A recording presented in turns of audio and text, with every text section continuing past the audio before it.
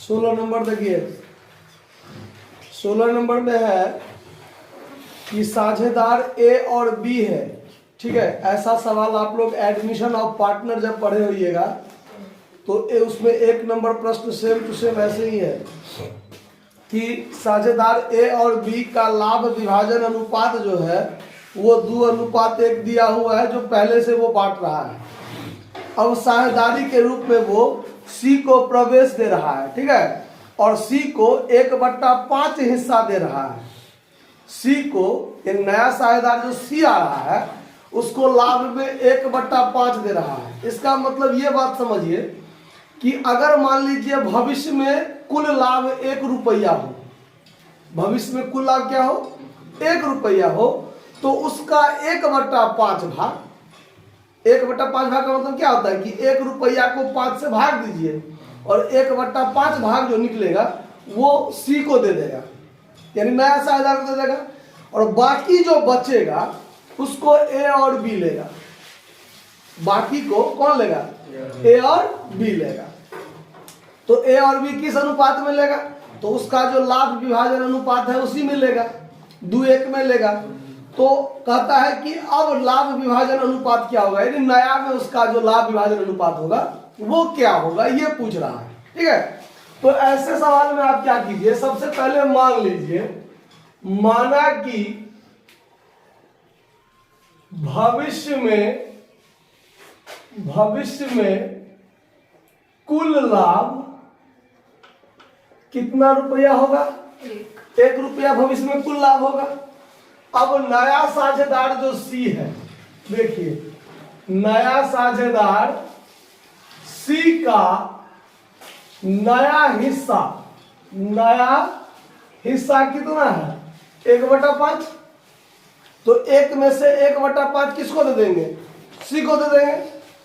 तो शेष लाभ क्या बचेगा, शेष लाभ 1 में से 1/5 क्या कर दीजिए, घटा दीजिए, तो बचेगा 4/5।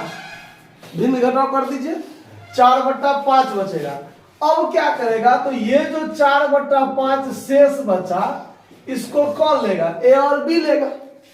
तो अब क्या कीजिए, शेष लाभ ए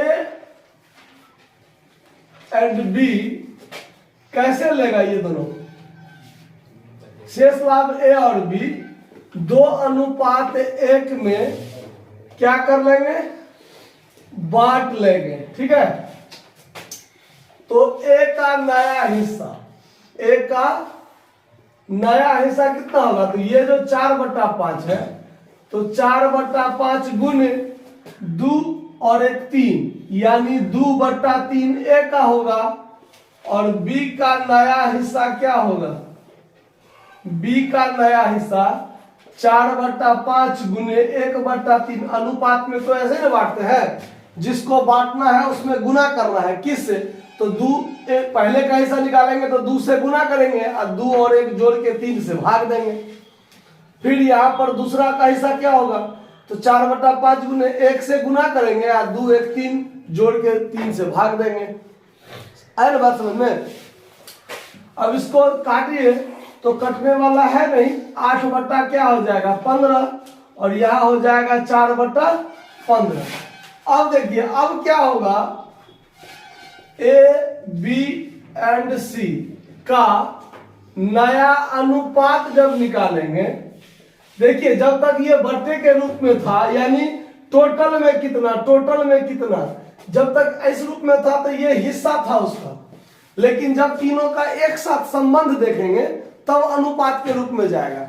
अब तीनों का अनुपात देखिए, एक का हिस्सा हुआ 8/15, 4/15 और इसका 1/5। अब देखिए तीनों के नीचे में एक समान नहीं ना है, तीनों के नीचे में यदि एक समान नहीं है तो एक समान करेंगे कैसे, तो यहाँ पर तीनों का एलसीएम ले लेंगे।